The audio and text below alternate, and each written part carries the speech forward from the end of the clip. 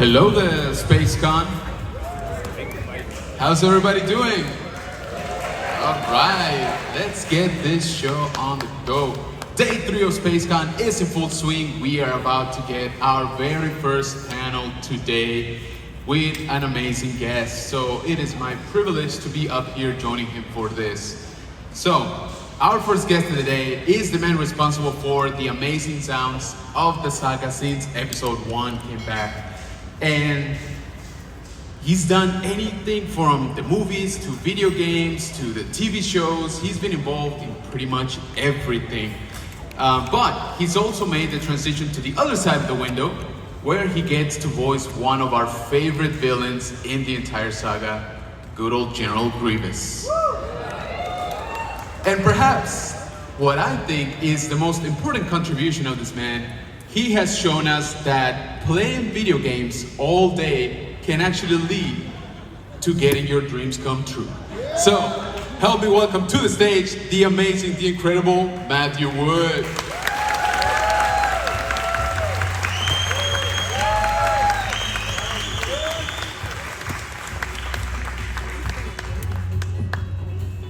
Hi. Wow. It's 10:15 and everyone's in here. It's amazing. Yeah, this is great. So welcome. Wake up. Welcome. Yeah, right. Thank you. So how's the show been so far for you? Incredible. Like I've met so many amazing people here, and I got here yesterday, or got here last night, 2 nights ago, right. And came in and not knowing what to expect. I haven't been here, but it's, the lines were really long and everyone was really kind, and we tried to, I tried to spend a lot of time with each person, but Absolutely. I love it. The energy here is great. Yeah, hey, that's San Antonio for you, right? So, thank you. absolutely, sir. So before we dive into, sort of your secret origin within Lucasfilm, I wanted to, get it back to the very beginning. Do you remember the first time you were introduced or that you actually watched Star Wars? Oh yeah, I was 5. Wow. And my parents took me to see it at a drive-in movie theater. You guys remember those? In 1977. So yeah. Perfect. Incredibly affected by it, just as we all probably were. It took me to a place where I'm like, where is, it's a long time ago in a galaxy far, far away, but it's, things look like they've been used and lived in, and this world was created that was incredible. And also the tech behind how it was made. I remember being very into it. It was the first time, I had this comic book, I had the Marvel comic book for Star Wars, and in the back, on the very back page, it showed a picture of Alec Guinness, who played Obi-Wan Kenobi, sitting there in his little chair, and it was between takes, and there was a guy sitting next to him, this sort of bearded, scruffy-looking guy sitting next to him in the chair, and I was like, Mom, who is that? Like, I didn't see that person in the movie. And she's like, that's George Lucas, that's the director of the movie. And I remember thinking, what's a director? It's not just actors making a movie in front of the camera. There's people, and so that's when I learned, there's crews that make the movie and how it all happens. And luckily they had this great making of that was on television that you could watch and see how the movies are made. And that was very inspiring to see all this incredible tech and creativity that went into making the movies. Oh, absolutely. Yeah. And little would you know, they're now part of the magic. That's exactly, yeah. So I was 12, yeah. I started at Lucasfilm when I was 17, so that was I got a very early job there. Yeah. So I want to touch on that because that's what I like to call, Matt's secret origin. So in your intro, I was mentioning that playing video games for the majority of your free time actually led to you becoming, the legend that you are today. So want to tell us a little bit how that connection is? Yeah, it was a few different things fell together, like a lot of luck. Sure. Yeah, and it was so. I was a nerdy kid. My parents really helped me with I got a computer really early. This is like mid late 80s, and I was playing video games and learning the tech, and I was really into sound, and my dad had a tape recorder, and so I would record things off the television and kind of do little radio plays. But I found out that the company that, Lucasfilm, happened to be in Northern California where I was living. And it was secret. Like, Skywalker Ranch was not a place where you could just Google and find where it was. Yeah, I was gonna say Google Earth did not exist. Yet. Yeah. So my uncle worked in the entertainment industry. He was a newscaster, and so he had done some event out there at Skywalker, and he kind of knew where it was. And I knew the town name was Nicasio, California, and I was working in the high school library, or in high school I was working in a library, and I found out where it was. I found some tax records, and that's detective work. Right there. So then there was a job posting on this. It was called a bulletin board system, a BBS system. So pre-internet, it was a little modem thing you have to dial in and call people, and there was a little chat room, and someone was saying, there's a quality assurance technician job available in Nicasio, California. And I looked that up, and I was like, well, everything in Nicasio is either like a cattle farm or Lucasfilm. So I put this resume together that I was interested, and I faxed it to their fax number. Whoa. And nobody had ever done that. I got a call back immediately. They were like, is Matt Wood there? I was, in high school, still living with my folks. Somebody faxed a resume to us, and no one's ever done that. And they're like, you should, come in, and we'll meet with you. So that's how I got my interview. That's incredible. And I went in, and it was for a video games tester, quality assurance technician. So I went in there, and I sort of told them the games I could play, and I sat down and played. There was a bunch of other kids there, and I just ended up sitting with them and playing, and then they gave me the job, which was amazing. So there was auditions. You had to. I didn't know that was like they wanted to see how we worked together, because we worked in this place called the Test Pit, and it was just like this big room, and we all were just hammering on the video game all day, just playing it. It wasn't. Now it's a much more methodical kind of job, but back then it was just like play it and see if you can break it, and then and that's so I did that for a little while, and then luckily this was right around the time where computers were becoming very influential in the post-production process in Skywalker sound, and George Lucas said to the video games, the guy who ran the division, bring me your best tester to come work on this other project that we were doing called Sound Droid, which was this way to cut and do sound work in the computer, because at that point it was all on tape, cutting and splicing. And so they had me go over and work in sound, and that was starting where the show called The Young Indiana Jones Chronicles, and that was our stepping stone technology-wise to get us into making the prequels. So that's how I got to work on that. That's incredible. So, sidebar question: did you keep that fax machine? Because I would have encased it, put a plaque on it. It's funny you say that. We do. It's my dad's, and he spent a lot of money on that. I bet. Back then, because he was doing a lot of business with Japan, and it was just easier to fax. But yeah, I've seen it in our garage. It's like up on a little shelf. There you go. I'm like, there it is. That's perfect. And for those of you that are too young, I should make a parenthesis here. So a fax machine was this magical device that existed, almost pre-internet, just in the infancy of the internet. And you would put a piece of paper in it. It would make harrowing sounds for a few seconds. And then somebody at some other point in the globe with a very similar machine would get the same, printed out. Yeah, and you couldn't pick up the telephone if it was going. No, that would destroy the connection. Yeah, it was a very expensive PDF. Yes, basically. exactly. Yeah, absolutely. So let's jump right into it, right? Sure. So, General Grievous. Yes. So you see the description of this character like general of the entire Separatist droid army. Right. He can beat Jedi, to a pulp without even using the Force. And you're like, you know what? I identify with that. That's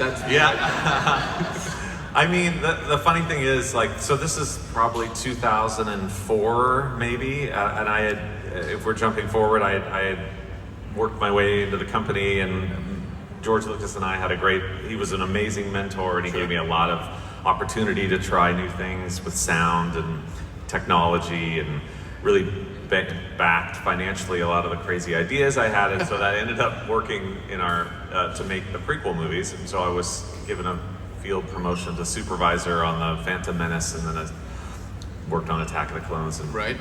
And then so when we got onto Sith, one of the things we do when we're working is it's a very small group. We were an independent film company, and it was just myself and my other mentor, Ben Burt, who's this amazing yeah, he made all the original sounds from the movies, like, you know, the TIE fighters and and the Wookiees and lightsabers, R2-D2, everything you've heard in Star Wars. And so I got to learn from him, and I got to teach him digital technology at the same time learning sound design. So one of the early things we do is we make a temporary version, like an animatic version of the movie, just to sort of plan out how the shooting's going to go. So we'll do like video storyboards and whatnot. So Grievous, all I had seen is the first rendering of his face, which was that bone sort of looking face. Right. And I remember seeing that going, wow, what's that going to sound like? Who's going to play Wonder that? who poor fool gets to Yeah. It's going to be So I very remember hard. thinking, wow.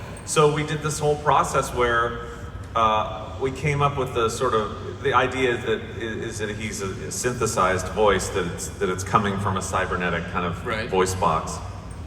So I wanted to come up with a sound of that process of what it was going to sound like coming out of the speaker. So then we went and auditioned a whole bunch of people, like 50 actors, you know, and we went the full range, like women, men, old people, like young folks, you know, all different kinds of accents, and so to be egalitarian about it, I would take those auditions and put them through the process that I created with the mask.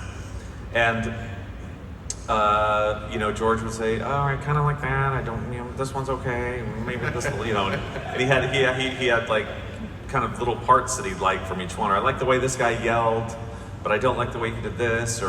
And so we were just really getting close down to the wire about, you know, what's this going to sound like. And so the last batch of auditions, my colleague that I work with, Chris, was like, you should put your own audition in there with this next batch, because we were getting kind of nervous, because the last part of it is the animation of how the head's going to work and how the body's going to go with the dialogue.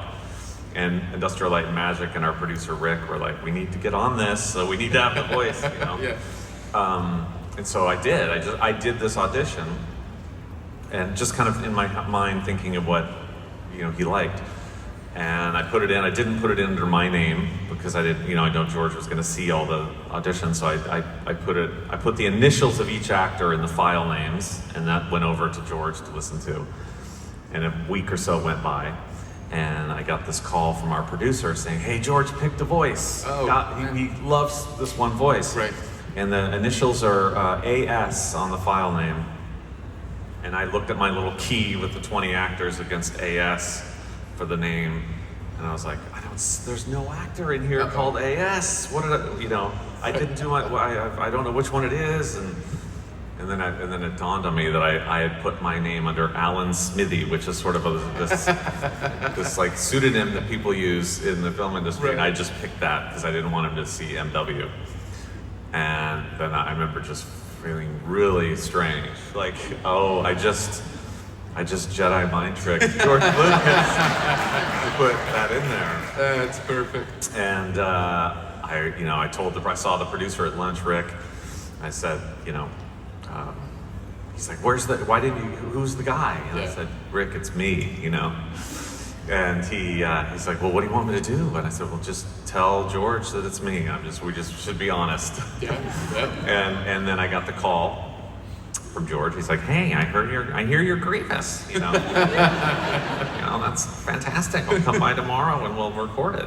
And he was so cool. Like that was the kind of spirited, the independently spirited company that we had, where it didn't seem too far-fetched. It was like having it in there, and I had done acting. I was an actor since a little kid, but obviously nothing of this caliber like had gone out. But George just made it feel completely natural. So the whole time we're doing the movie, after we'd recorded it and I'd processed it and it was in the film and I'm working in the post-production, and I'm hearing it every day and everyone's just kind of, yeah, we're just working on this movie with our buddies and just making this movie. And then all of a sudden it dawns on me, and I didn't tell anybody because I was like, the way the film industry works, he could one day wake up, a week from finishing and go, wait a minute, is Matt's voice still in here? right. So I made it sure that didn't tell anyone until we had printed, the film is out, it's printed. So at this point, you're gonna have to go back and it's gonna cost money to take my voice out. There you go. Then I'm like, okay, very smart. It's in. Yeah, but just seeing that first, scene when the doors open and he says, what's the situation, Captain? It was like, I remember being... That's beautiful. Like that's me in there. So that it having it come full circle to, I'd worked at Lucasfilm for a really long time and been behind the scenes, which is amazing. I love that. But then having that moment where I think it was the first celebration that I went to was in 2005 in Minneapolis or Indianapolis. Yeah. Yes, thank you. And seeing and meeting fans was just having that full circle come back, being a fan of the show, then being to be involved in it, and then being to meet fans and then tell them what my experience is, just right now. Exactly. I mean, it feels really special. And also, I love taking the energy back from coming to these shows, meeting you all, and then getting to go work on the projects. Like I just finished working on Skeleton Crew, and that's coming out in December. But yeah. Just taking this energy back, and it just goes right back into making the show. So it's a nice, absolutely, symbiont circle or whatever you want to call it. Well, I hope that San Antonio is providing you with great energy. Absolutely. To take back for it. Super. It's been great. So, a little tidbit. I want to hear about how you actually made George Lucas's cough canon. Oh yeah. That was another funny thing we did because a lot of these lines are trying to think of one right now. What's the line? Oh gosh, what does he say about Anakin? He's like, I expected someone with your reputation to be a little older. And he speaks in this the whole time is Right. And I was running out of, I was very excited to be recording it for one, so I was very amped up, and George was just sort of standing next to me. We were kind of changing the script as we went through it, and I would run out of breath at the end of a line, or we have to do that take again because I just pushed real hard through the whole thing, and then he's like, no, let's leave that. And what do you mean? The line didn't, I wheezed, or I didn't. He's like, no, it's good. And then coincidentally that day he had a really bad cough. And so he would be standing next to the mic, and I kind of just turned the mic towards him, and I kept it rolling, and I just got some because they were really very intense coughs. And so I ended up processing through that same chain for my voice. I went and processed the coughs.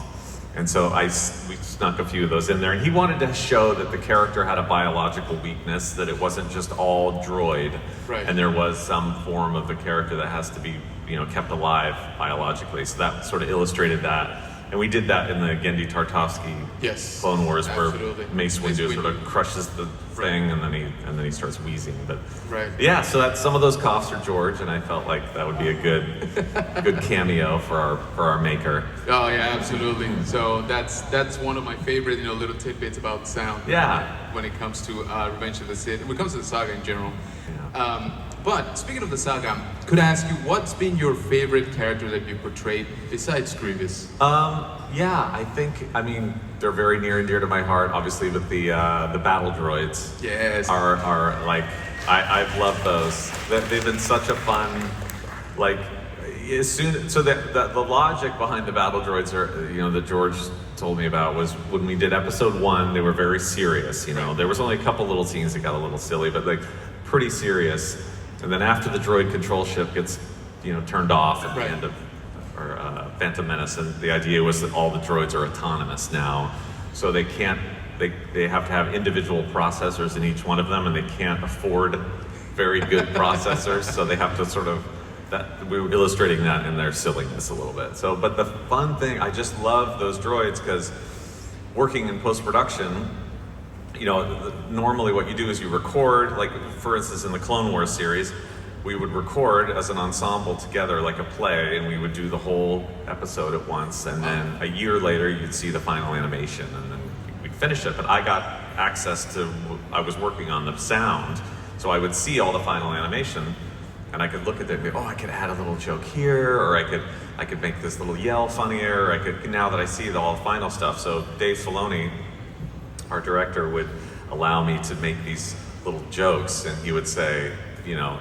put them in, don't tell me you put it in, and then like play it for me when you play the final mix for me, and if I laugh, you can keep it in. And the great thing about the battle droid, he doesn't have a moving mouth when he talks, so he didn't have to reanimate anything. So, perfect. You know, I could say, you know, those like Yoda at one point was coming up to one of the ships that had come up to him, or a vehicle that had a battle droid in it, and he like cuts a hole in the bottom of the tank and sucks the droid out. And, you know, that had him go, but I just got promoted! Like, you know, why me? Or whatever they were, you know, all those ridiculous, you know, Roger, all those things. That I love the battle droids just for that. Absolutely. Yeah. You don't have to answer if you don't want. Sure. But sometimes when you get a little bit bored, you know, Yeah. putting in those late hours, do you have full-on conversations of Grievous delegating to Oh, the right. droids? Those were fun. Like doing those record sessions were fun because I'd have to jump between those different lines. And some of these episodes, when it was just D. Bradley Baker who plays all our clones against, you know, the clanker battle droids, it would just be us two in there and just riffing. And we had a lot of really good moments. Yeah, I mean it's also doing video games too. Like the last, what was it, Jedi Survivor had battle droids in it, and so those were really fun scenes. Absolutely. Where we would have them, because you would sneak up on them and they'd be just in conversation with themselves, like Yes. talking to themselves, and Yeah. there was all these different options to say. But I love that for video games because you can just really get into the, you know, 1,000 lines for the character or whatnot. Absolutely. Yeah. By the way, shout out to the person back there dressed up Ah, as look Grievous. at that! I see a Grievous back there. Look at that. You are a bold one. Beautiful. So perfect. So, in the sake of timing, we are gonna now move on to some fan questions. Yeah, sure. So, we have a bunch of them here. Sorry, we probably won't get to do all of them, but we are gonna pick a few here. Oh, they've got them on here already. Exactly. Yep. Great. Yep. So, from David, he Yes. says, "Have you invented any sounds for Star Wars? And if so, which one were your favorites?" Okay, yeah. Sure. I'd say working on Phantom Menace was one of my favorite times to do sound because of just the sheer amount of new vehicles and places we did. So my first job on that was coming up with a lot of the different sounds of the pod racers. Wow. So Anakin and Sebulba's pod were really fun to work on. Sebulba's pod was a combination of like a boat engine, unmuffled Ferrari, and let's see, like Anakin was a Porsche that was at this. There was this racetrack up where I live where you basically sign this insurance form and slap a number on the side of your car and you could just go out and race. Wow. And there was all these guys that had modded their cars, and there was this really cool Porsche that had this nice modded engine. And I ended up recording, weirdly, there was like a drainage ditch that had this cement tube, and I put the microphone through that tube and listened to the car as it would go by, and it had this weird like sort of phasey effect, and a lot of that became Anakin, but a lot Anakin's pod. George wanted each pod to have very distinct sound, and Sebulba's obviously was that like, you know, you know, and Anakin was like, meh, you know, high frequency thing. But that was just really fun. Just I got to go out into the world and record sound effects, and Ben Burt, my mentor, was just, he's like, go and record and then bring it back into the studio. We'll make cool things out of it. So pod race was, I mean, that was a dream. That was a whole lap of the pod race it was just sound effects going. There was no John Williams music, which came in on the second lap. Right. The whole first lap was just Yeah, exactly. super fun. So, you mentioned Bert, and that actually led me to my second question, which was, how was it working with him, and what valuable lesson did you get? And this comes from, all right, Lord Blood Sith. Lord Blood Sith. Okay. Yeah, Ben Burt, as I said before, he made all these sounds. Incredible mentor, really just collaborative, nice guy. And that's the thing, like working at Lucasfilm at Skywalker Ranch, this beautiful place that George made for us to do the movies, really lent itself to just a very creative process. And we never really did a lot of overtime. George understood that we all had lives and we have families and all that. So the environment was not one of like heavy like intensity where we just never thought everything was about the movie. And so it was a very natural experience. And Ben was another multi-talented person where he was an editor, a director, an actor, artist, and he, had a family, a nice person. So all these things, very Renaissance man kind of thing. And I learned from him, and it never felt unnatural to like, no, this is the only job you do is this. Right. So you can't really deviate. And George Lucas, same thing, giving me all those opportunities. That's great. Early on sort of formed my way I work. And I try to now, when I'm in the company, I try to also pass that on to generations now in working on the movies the sequels and the streaming stuff that I work on. So well, it's great to have those kind of mentors that just, they provide a safe environment, right? For you to go out, explore, and obviously get amazing results like what we have seen, what we have heard. Yeah. And a lot of that, I think, gave me the feeling of just, we're all just people. So sometimes, like when I first started working in that company, I definitely had a little imposter syndrome going on where I was like, oh, am I here? Are they going to find out that I'm just a kid? And like, but it, as time goes on and it's a more supportive environment and the decisions we're making, especially when it was a more independently minded company, that we were just making decisions and living with those decisions, and those would go into the movie, and those would, form the films that we were working on, and we're all just people, and that concept that it's, my opinion matters and my feelings matter with the show, that was a formative stuff for me, and I try to continue that now. Yeah. So we got another question here from Lad. It says, as General Grievous, whose lightsaber would you like to take? Oh, okay. That's a tough one. I mean, of course, Mace Windu's. I mean, that's perfect. Right? Yeah, exactly. That's got to be in the collection. Yeah, I mean, where did that lightsaber end up? I guess his hand gets cut off, flies out the window in Coruscant, so it landed in somebody's... I was going to say, it could be at a yard sale, in Coruscant. Somebody's little balcony at their house. Exactly, Yeah, I wonder where... have they talked? I'm sure, like, the expanded Legends probably has a whole thing about Mace Windu's hand and lightsaber going on. Officially, I mean, we've heard Samuel L. Jackson saying that, hey, in his mind, Mace Windu's alive. So I'm down with that. Try to keep it. I'm down with that. Right? I'd love to see Mace back. Absolutely.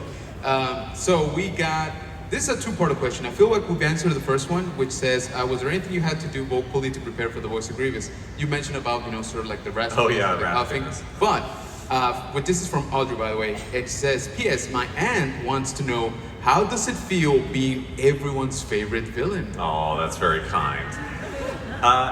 It's the preparing for that. It was just listening to what George Lucas wanted from the various actors, that he was like kind of like this, that. I had just coincidentally, I'd gone on vacation right before episode 3. I was in Prague, so there was some Eastern European accent that I was holding on to just in my mind, and I knew George liked Bela Lugosi from the original Universal classics, and so I kind of put a little bit of that in there. That was kind of, and then the yelling was, because that process that I made for the synthesizer for what it was going to sound like in the fiction of it really required a lot of projection. Absolutely. I've been trained in your Jedi arts by Count Dooku. It's very like that. So very nice. And then favorite villain, that's really kind, and it's been fun to have Grievous come back here and there for little cameos in the animation and video games and Lego stuff. I mean, I think I speak for everybody here in the room when I say that was part of my probably my favorite part of Tales of the Empire. You know? Oh, yeah. To see Grievous again. Yeah, and the new really animation style was really cool for that. Beautiful. I was really a lot of people at Lucasfilm really enjoy Grievous, so that's fun too. There you go. So you get to revisit and replay. Yeah, absolutely. So that's about all the time we have here today, guys. So thank you to our amazing guests. Yeah, thank you to the crowd. Thank you guys for being here.